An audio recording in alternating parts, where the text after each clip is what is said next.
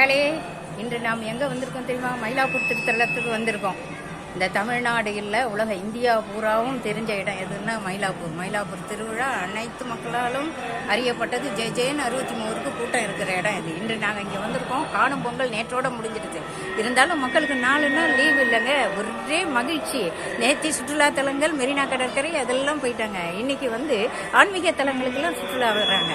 அப்போ கபாலீஸ்வரர் கோயிலில் ஒரே கூட்டங்க. நாங்களும் இங்கே தான் வந்திருக்கோம்.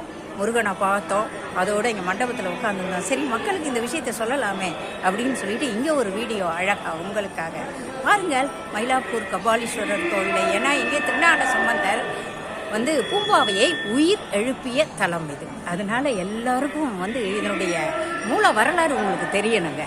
இது சிறப்பாக இடம்பெற்ற இடம். இங்கே இந்த சிவ பக்தரான அவருடைய சிவனேச செட்டியாருடைய மகளான பூம்பாவையை பாம்பு கடித்து இறந்ததால் இங்கே மண் பாண்டத்தில் போட்டு அவருடைய அஸ்தி வச்சிருக்கோம்.